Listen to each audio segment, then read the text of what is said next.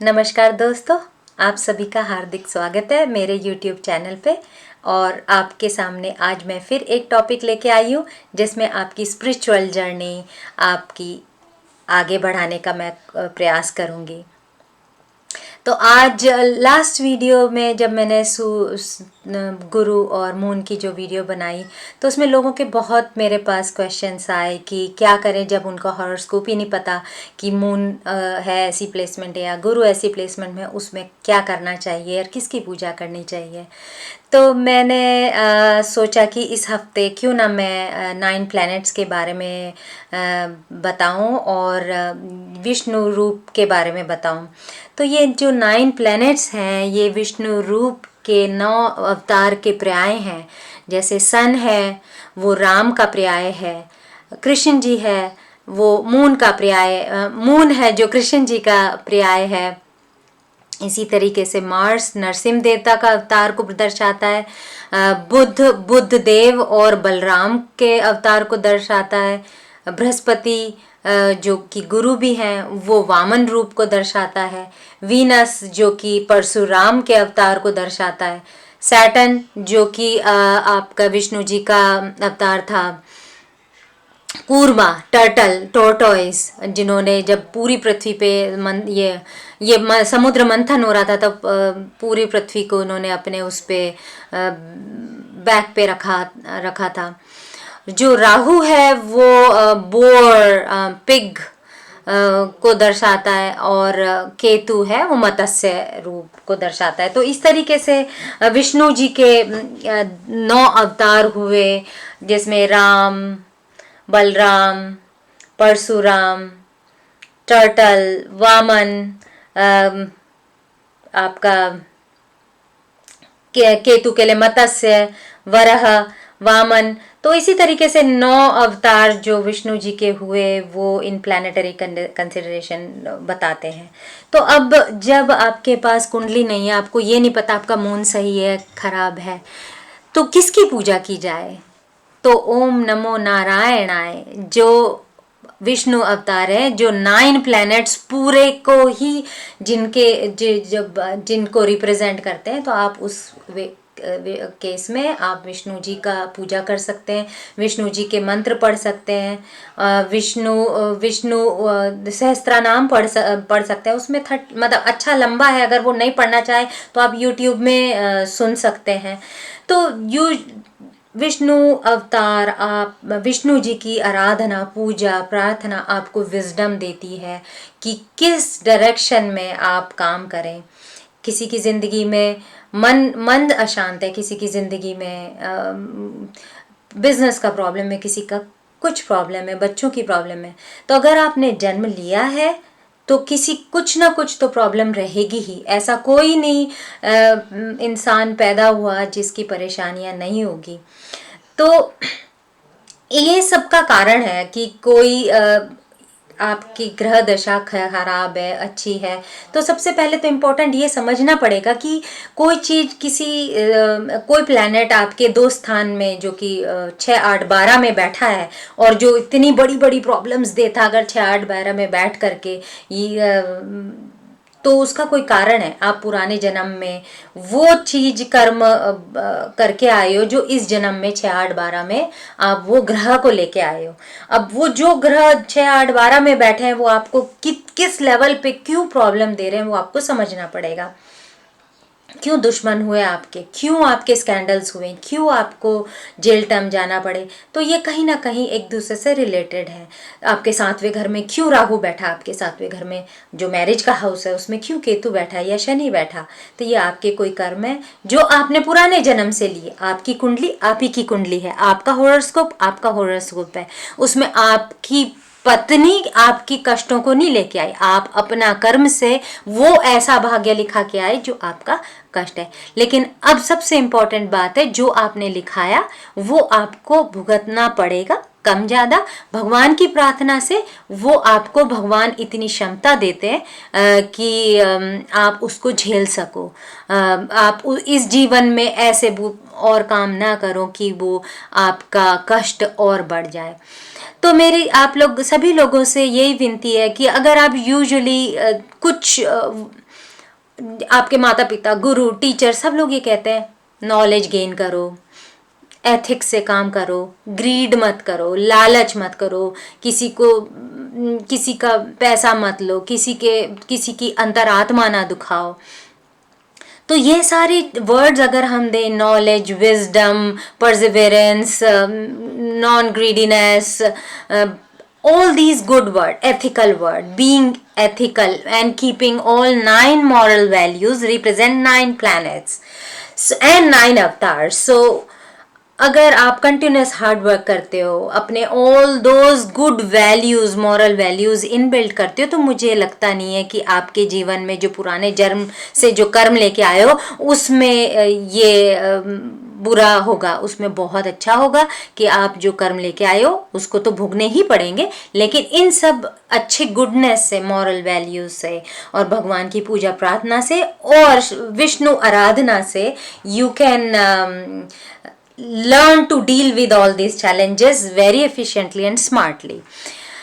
Problem है, झेलनी ही पड़ेगी, आप समझो। उसके लिए कोई एस्केप रूट नहीं है, ये कोई कारण है जो आपके योग बने हैं तो आप उसको करें, लेकिन हाँ कोशिश करें इस जन्म में ना करें। और सिर्फ भगवान का नाम लेने से, या मैं कहूँ मेरा गुरु खराब है, ओम वामनाय नमः वामनाय नमः करने से अगर मेरा गुरु ठीक हो जाएगा तो ये भी बिल्कुल गलत है। एस्ट्रोलॉजर ये बता सकता है कि आपका गुरु खराब है, आपका चंद्र खराब है, आपका राहु खराब है, इसके कारण ये आपको समस्या भुगतनी पड़ रही है। लेकिन जब आपको ये पता चल जाए कि ये प्रॉब्लम इस कारण से है, उस देवता से आप इस तरीके से जुड़ सकते हो, उसमें ये बताया जा सके, आप भगवान से जान सको कि मैं इन कर्मों को कैसे चुकाऊं। तो जैसे एक एग्जाम्पल मैं लेती हूँ कि आपका किसी भी, राहु ले लेते हैं, राहु आपके 6, 8 या 12 स्थान में बैठा है कुंडली के, राशि की बात नहीं कर रही। यूजुअली आप जब राशि देखेंगे उसमें 1, 2, 3, 4 लिखा होता है, वो आपकी राशियां होती हैं। 6 जो हाउस होते हैं वो house start from the centre, त्रिकोण, 2, 3, 4, 5, 6, 7 ऑपोजिट ऑफ 1, 8, 9, 10, 11 एंड 12।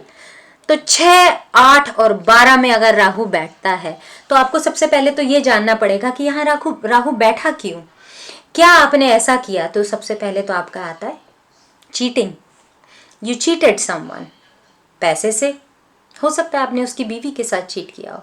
सो ये जो 6, 8, 12 के ग्रह जहाँ बैठ के आते हैं वो आपको ये सीख सिखाने के लिए लेके आते हैं कि आप इस जन्म में वो सुधार सको। अगर आप वो सेम चीज रिपीट कर रहे हो इस जन्म में 6, 8, 12 वाली, तो आप सफरिंग में चले जाते हो और शायद आप मजबूर हो जाते हो कि नेक्स्ट जन्म फिर लिया जाए और फिर सफरिंग में जाया जाए।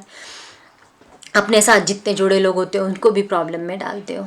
तो आप ये जाने कि अगर आपके कोई बैड ग्रह बैठे हैं या कोई कहता है कि बिकॉज ये तो राहु के कारण है, तो वो क्यों है, उसका क्या कारण है कि वो राहु 6 में बैठा है, तो क्यों दुश्मनों को इतना बढ़ा रहा है। पुराने जन्म में आपसे कुछ रिलेटेड है जो आपने इतनी दुश्मनी किसी से की। अगर आपके राहु 7वें घर में बैठा है तो आपने पत्नी को चीट किया, और आपके 8 या 12 हाउस में तो उसमें अगेन आपके it's related to your karma.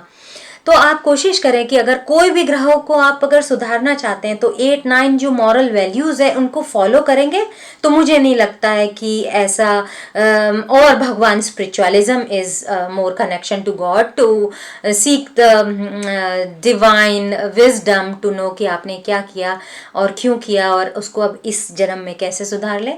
तो मुझे नहीं लगता कि आपकी प्रॉब्लम रहेंगी। हाँ, ये प्रो है कि अगर आपके कुछ सेपरेशन लिखा है, आपके कुछ स्कैंडल लिखा है, वो बहुत छोटे में निकल जाए आपके कर्मों की, आपके अच्छे कर्म से।